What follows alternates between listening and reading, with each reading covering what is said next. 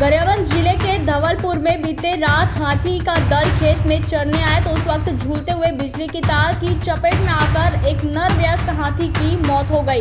हाल ही में महासमुंद और उत्तर छत्तीसगढ़ में भी ऐसी ही घटना की सूचना मिली है, जहां हाथी ऐसे ही झूलते हुए बिजली की तारों की चपेट में आकर अपनी जान गंवा बैठे हैं। गांव वालों द्वारा लगातार बिजली विभाग को इसकी सूचना देने के बावजूद ऐसी घटना हो गई, जिसके लिए जिम्मेदार बिजली विभाग के अधिकारी हैं। यह घटना वन्यजीव हाथियों के साथ हुई, इंसानों के साथ भी यह घटना हो सकती थी। बिजली के तार 7 से 8 फीट में लटक रहे हैं, जिन पर बिजली विभाग का ना कोई हस्तक्षेप है और ना ही उसे ठीक करने की कवायद हो रही है, जिस वजह से भारत में कुछ ही शेष बचे इन हाथियों की जिंदगी पर बहुत बड़ा प्रश्न चिन्ह बना हुआ है। जनप्रतिनिधि इस विषय पर खेद व्यक्त करते हुए विभाग से अनुरोध कर रहे हैं कि भविष्य में ऐसी घटना न हो, आने वाले कल में इसके लिए ठोस कदम उठाने की जरूरत है।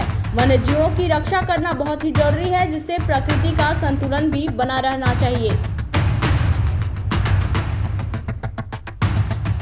प्रधान कौन आ गया धवलपुर अच्छा का हो बोर खेत ला हाथी रमजे है जी। कितना संख्या में रही हाथी 6-7 की संख्या में रही और तितिर बितिर भागत भली मोर खेत आला रमन के भागे है। अच्छा तो कितना सारा खेत नुकसान करे मोर 3 ठक खेत में पड़े है, हाथी रेंगे है।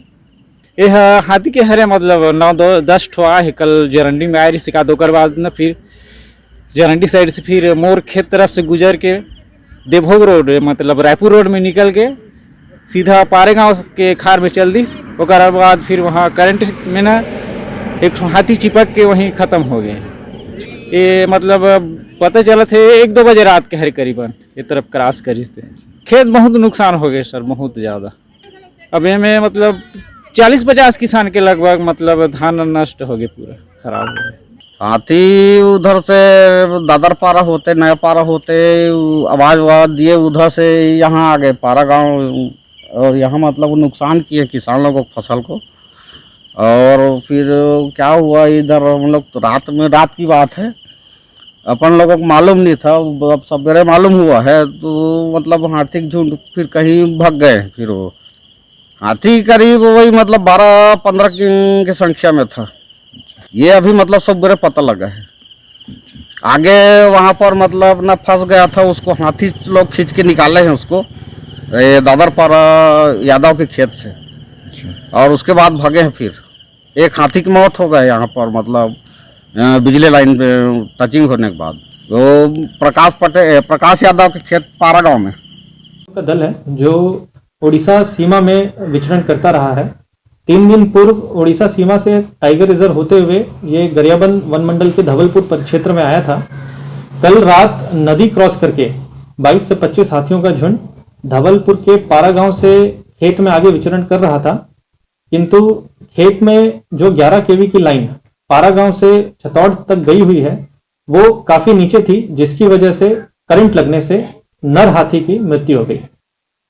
ये लगभग सुबह 3 से 4 बजे की घटना है।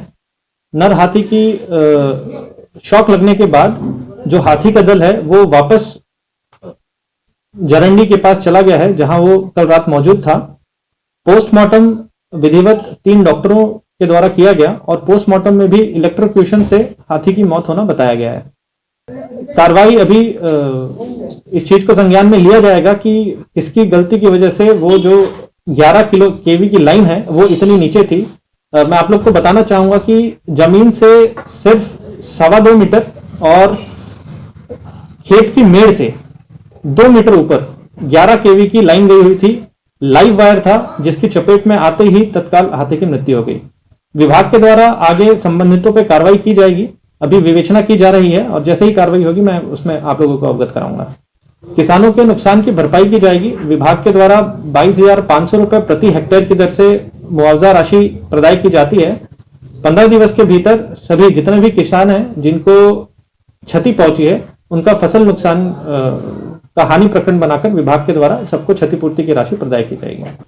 तो अभी के लिए बस इतना ही। तब तक के लिए हमें दीजिए इजाजत और इसी प्रकार की लेटेस्ट और रोचक खबरों से जुड़े रहने के लिए बने रहिए हमारे साथ nationupdate.in में। और हाँ, आप खबरों से हर पल अपडेट रहने के लिए आप गूगल प्ले स्टोर से डाउनलोड कर सकते हैं nationupdate.in का ऐप।